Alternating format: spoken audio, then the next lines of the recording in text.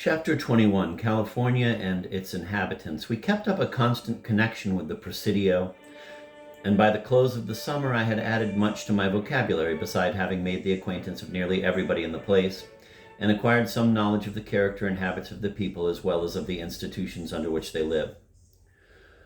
California was first discovered in 1536 by Cortes and was subsequently visited by numerous other adventurers as well as commissioned voyagers of the Spanish crown.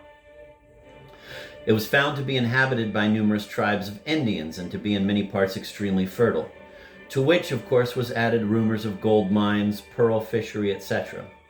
No sooner was the importance of the country known than the Jesuits obtained leave to establish themselves in it, to Christianize and enlighten the Indians. They established missions in various parts of the country toward the close of the 17th century and collected the natives about them, baptizing them into the church and teaching them the arts of civilized life. To protect the Jesuits in their missions and at the same time to support the power of the crown over the civilized Indians, 2 forts were erected and garrisoned, one at San Diego and the other at Monterey. These were called presidios and divided the command of the whole country between them. Presidios have since been established at Santa Barbara and San Francisco, thus dividing the country into 4 large districts, each with its presidio, and governed by the commandant. The soldiers, for the most part, married civilized Indians, and thus in the vicinity of each presidio sprung up gradually small towns. In the course of time, vessels began to come into the ports to trade with the missions and received hides in return, and thus began the great trade of California. Nearly all the cattle in the country belonged to the missions, and they employed their Indians, who became in fact their slaves, in tending their vast herds. In the year 1793, when Vancouver visited San Diego, the mission had obtained great wealth and power, and are accused of having depreciated the country with the sovereign, that they might be allowed to retain their possessions. On the expulsion of the Jesuits from the Spanish dominions, the missions passed into the hands of the Franciscans, though without any essential change in their management. Ever since the independence of Mexico, the missions have been going down, until at last a law was passed, stripping them of all their possessions and confining the priests to their spiritual duties, and at the same time declaring all the Indians free and independent rancheros. The change in the condition of the Indians was, as may be supposed, only nominal. They are virtually slaves as much as they were. But in the missions, the change was complete. The priests now have no power, except in their religious character, and the great possessions of the missions are given over to be preyed upon by the harpies of the civil power, who are sent there in the capacity of administradores to settle up the concerns, and who usually end in a few years by making themselves fortunes and leaving their stewardships worse than they found them. The dynasty of the priests was much more acceptable to the people of the country, and indeed to everyone concerned with the country, by trade or otherwise, than that of the administradores. The priests were attached perpetually to one mission and felt the necessity of keeping up its credit. Accordingly, their debts were regularly paid, and the people were, in the main, well treated and attached to those who had spent their whole lives among them. But the administradores are strangers sent from Mexico, having no interest in the country, not identified in any way with their charge, and for the most part men of desperate fortunes, broken down politicians and soldiers whose only object is to retrieve their condition in as short a time as possible. The change had been made but a few years before our arrival upon the coast, yet in that short time the trade was much diminished, credit impaired, and the venerable missions going rapidly to decay. The external arrangements remain the same. There are 4 presidios having under their protection the various missions, and pueblos, which are towns formed by the civil power and containing no mission or presidio. The most northerly presidio is San Francisco, the next Monterey, the next Santa Barbara, including the mission of the same San Luis Obispo, and St. Buenaventure, which is the finest mission in the whole country, having very fertile soil and rich vineyards. The last and most southerly is San Diego, including the mission of the same San Juan Capistrano, the Pueblo de Los Angeles, the largest town in California, with the neighboring mission of San Gabriel. The priests in spiritual matters are subject to the Archbishop of Mexico, and in temporal matters to the Governor General, who is the great civil and military head of the country.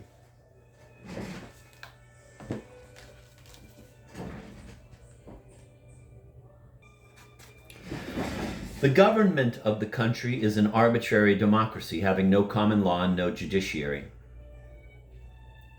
Their only laws are made and unmade at the caprice of the legislature and are as variable as the legislature itself. They pass through the form of sending representatives to the Congress of Mexico. But as it takes several months to go and return, and there is very little communication between the capital and this distant province, a member usually stays there as permanent member, knowing very well that there will be revolutions at home before he can write and receive an answer. If another member should be sent, he has only to challenge him and decide the contested election in that way. Revolutions are matters of constant occurrence in California. They are got up by men who are at the foot of the ladder and in desperate circumstances, just as a new political party is started by such men in our own country.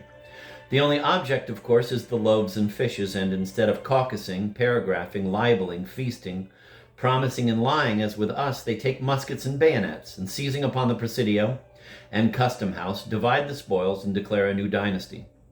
As for justice, they know no law but will and fear. A Yankee who had been naturalized and become a Catholic and had married in the country was sitting in his house at the Pueblo de Los Angeles with his wife and children when a Spaniard with whom he had a difficulty entered the house and stabbed him to the heart before them all. The murderer was seized by some Yankees who had settled there and kept in confinement until a statement of the whole affair could be sent to the Governor General. He refused to do anything about it, and the countrymen of the murdered man, seeing no prospect of justice being administered, made known that if nothing was done, they should try the man themselves. It chanced that at this time there was a company of 40 trappers and hunters from Kentucky with their rifles who had made their headquarters at the Pueblo, and these, together with the Americans and Englishmen in the place, who were between 20 and 30 in number, took possession of the town and, waiting a reasonable time, proceeded to try the man according to the forms in their own country. A judge and jury were appointed, and he was tried, convicted, sentenced to be shot, and carried out before the town with his eyes blindfolded. The names of all the men were then put into a hat, and each one pledging himself to perform his duty. 12 names were drawn out, and the men took their stations with their rifles, and, firing at the word, laid him dead. He was decently buried, and the place was restored quietly to the proper authorities. A general with titles enough for an hidalgo was at San Gabriel and issued a proclamation as long as the foretop bow line, threatening destruction to the rebels, but never stirred from his fort. For 40 Kentucky hunters with their rifles were a match for a whole regiment of hungry, drawling, lazy half-breeds.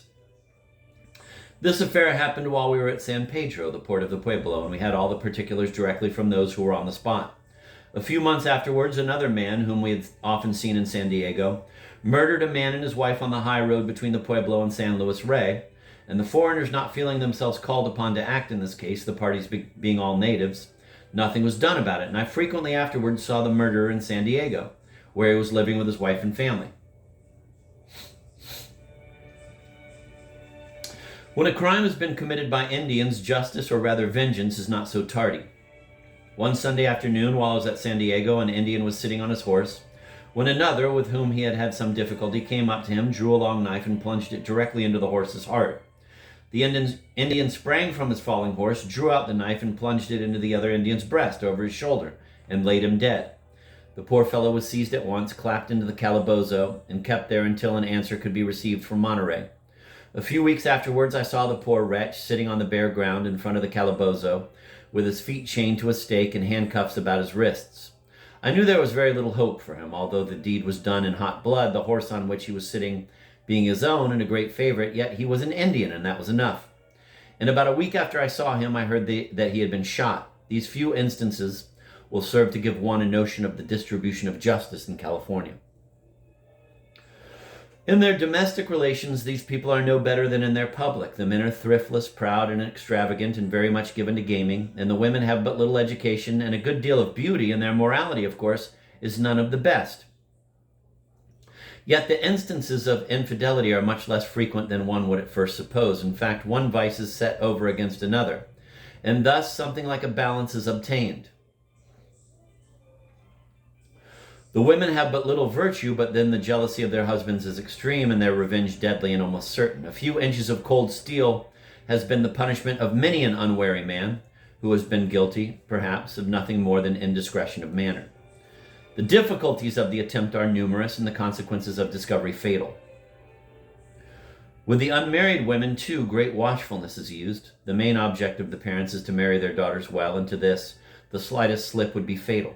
The sharp eyes of a dueña and the cold steel of a father or brother are a protection which the characters of most of them, men and women, render by no means useless, for the very men who would lay down their lives to avenge the dishonor of their own family would risk the same lives to complete the dishonor of another.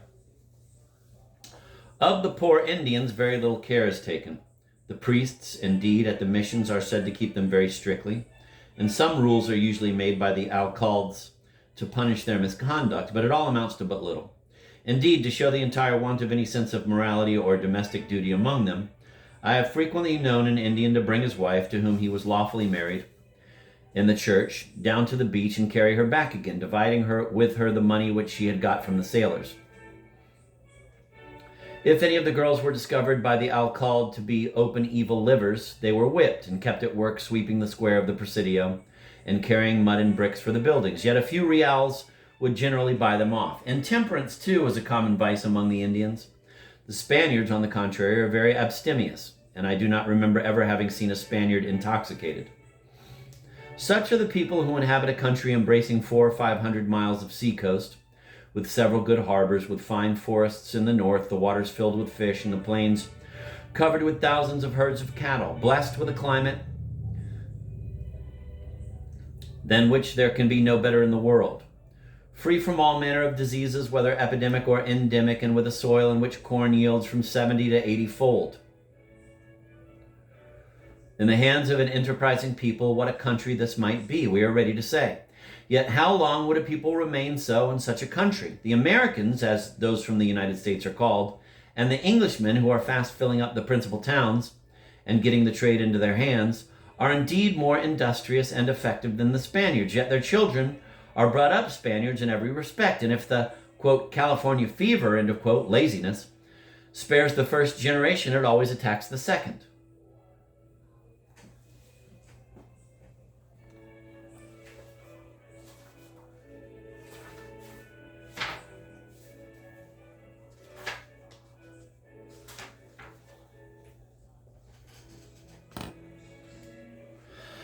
Chapter 22, Life on the Shore, the Alert. Saturday, July 18th, this day sailed the Mexican hermaphrodite brig Fazio for San Blas in Mazatlan. This was the brig which was driven ashore at San Pedro in a southeaster and had been lying at San Diego to repair and take in her cargo. The owner of her had had a good deal of difficulty with the government about the duties, etc., and her sailing had been delayed for several weeks. But everything having been arranged, she got under way with a light breeze and was floating out of the harbor when two horsemen came dashing down to the beach at full speed and tried to find a boat to put off after her.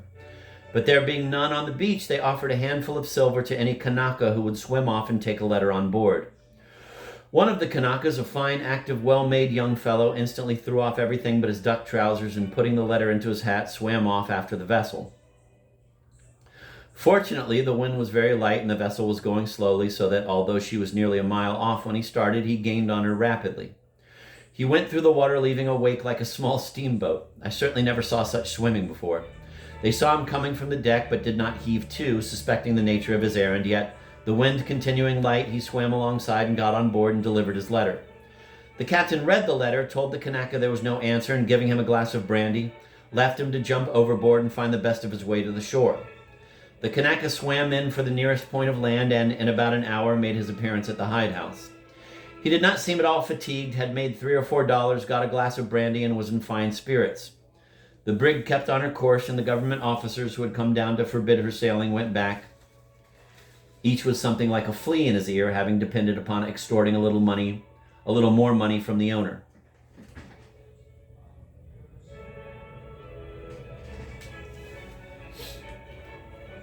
It was now nearly 3 months since the Alert arrived at Santa Barbara, and we began to expect her daily. About a half mile behind the hidehouse was a high hill, and every afternoon, as soon as we had done our work, some one of us walked up to see if there were any sail in sight, coming down before the regular trades which blow every afternoon. Each day after the latter part of July, we went up the hill and came back disappointed. I was anxious for her arrival, for I had been told by letter that the owners in Boston, at the request of my friends, had written to Captain T to take me on board the Alert in case she returned to the United States before the Pilgrim. And I, of course, wished to know whether the order had been received and what was the destination of the ship. 1 year more or less might be of small consequence to others, but it was everything to me. It was now just a year since we sailed from Boston, and at the shortest, no vessel could expect to get away under 8 or 9 months, which would make our absence 2 years in all. This would be pretty long, but would not be fatal.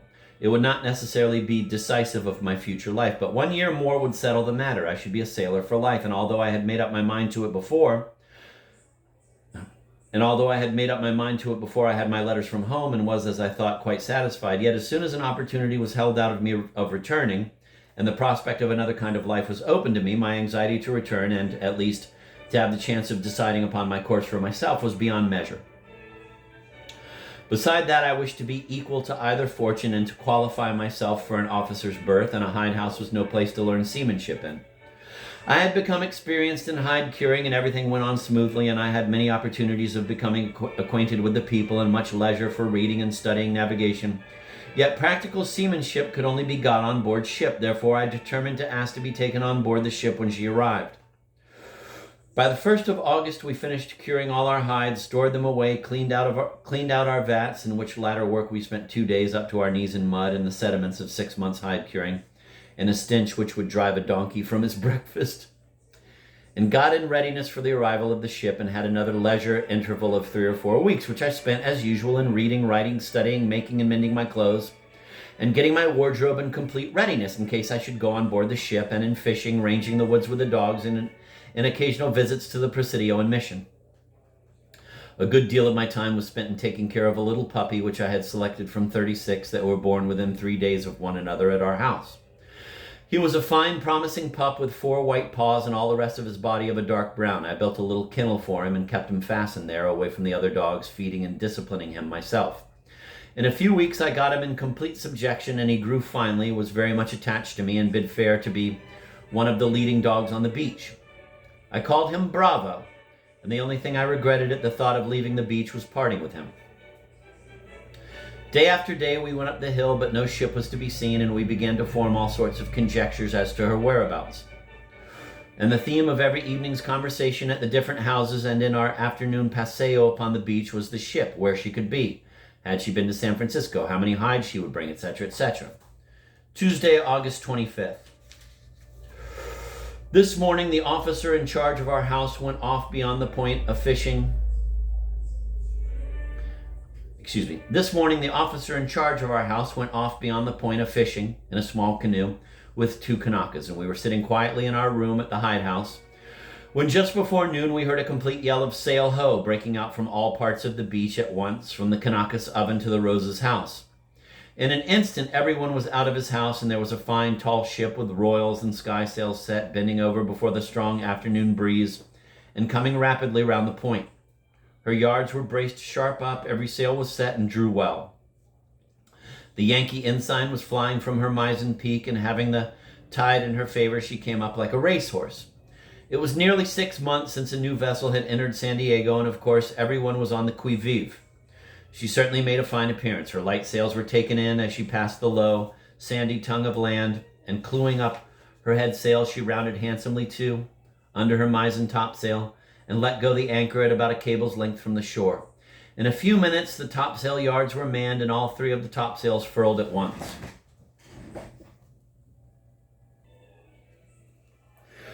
From the fore top-gallant yard, the men slid down the stay to furl the jib, and from the mizzen top-gallant yard by the stay into the maintop, and thence to the yard, and the men on the topsail yards came down the lifts to the yard arms of the courses.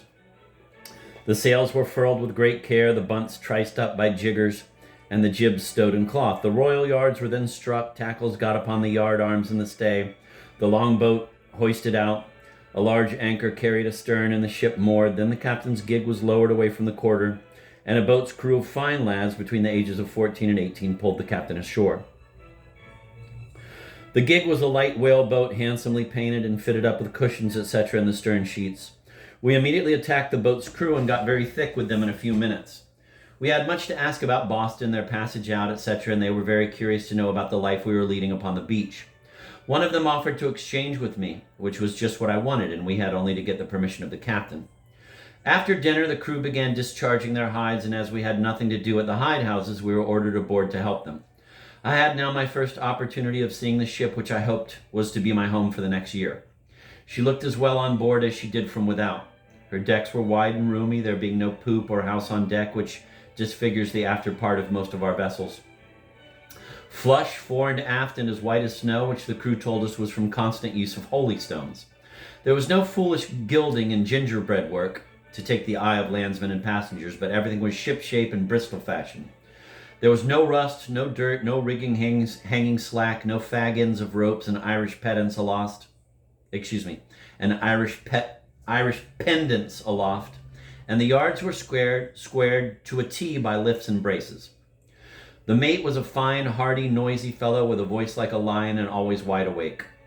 He was a man every inch of him, as the sailors said, and though a bit of a horse and a hard customer, yet he was generally liked by the crew. There was also a second and third mate, a carpenter, sailmaker, steward, cook, etc., and 12, including boys before the mast. She had on board 7,000 hides, which she had collected at the windward, and also horns and tallow. All these we began discharging from both gangways at once into the two boats, the second mate having charge of the launch, and the third mate of the pinnace. For several days we were employed in this way until all the hides were taken out, when the crew began talking in ballast and we returned to our old work, hide curing. Saturday, August 29th, arrived, brig Catalina, from the windward. Sunday, 30th, this was the first Sunday that the crew had been in San Diego, and of course they were all for going up to see the town. The Indians came down early with horses to let for the day, and all the crew who could obtain liberty went off to the Presidio and Mission and did not return until night. I had seen enough of San Diego and went on board and spent the day with some of the crew, whom I found quietly at work in the forecastle, mending and washing their clothes and reading and writing. They told me that the ship stopped at Callao on the passage out, and there lay 3 weeks.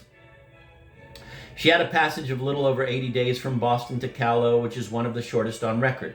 There they left the Brandywine frigate and other smaller American ships of war, and the English frigate Blonde and a French 74.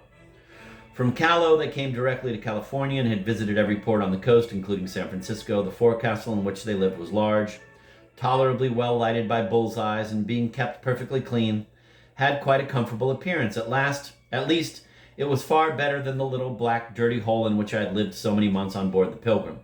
By the regulations of the ship, the forecastle was cleaned out every morning, and the crew, being very neat, kept it clean by some regulations of their own, such as having a large spit box always under the steps and between the bitts, and obliging every man to hang up his wet clothes, etc. In addition to this, it was holy stoned every Saturday morning. In the after part of the ship was a handsome cabin, a dining room, and a trade room, fitted out with shelves and furnished with all sorts of goods. Between these and the forecastle was the between decks, as high as the gun deck of a frigate, being 6 feet and a half under the beams. These between decks were holy stoned regularly and kept in the most perfect order, the carpenter's bench and tools being in one part, the sailmaker's in another, and boatswain's locker with the spare rigging in a third. A part of the crew slept here in hammocks swung fore and aft from the beams and triced up every morning. The sides of the between decks were clapboarded, the knees and stanchions of iron, and the ladder made to unship. The crew said she was as tight as a drum and a fine sea-boat, her only fault being that of most fast ships, that she was wet forward. When she was going, as she sometimes would, 8 or 9 knots on a wind, there would not be a dry spot forward of the gangway. The men told great stories of her sailing and had great confidence in her as a lucky ship. She was 7 years old and had always been in the Canton trade and never had met with an accident of any consequence and had never made a passage that was not shorter than the average. The third mate, a young man of about 18 years of age, nephew of one of the owners, had been in the ship from a small boy and believed in the ship, and the chief mate thought more of her than he would of a wife and family. The ship lay about a week longer in port when, having discharged her cargo and taken in ballast, she prepared to get under way. I now made my application to the captain to go on board. He told me that I could go home in the ship when she sailed, which I knew before, and finding that I wished to be on board while she was on the coast, said he had no objection if I could find one of my own age to exchange with me for the time. This I easily accomplished, for they were glad to change the scene by a few months on shore, and moreover escape the winter and southeasters. I went on board the next day with my chest and hammock and found myself once more afloat.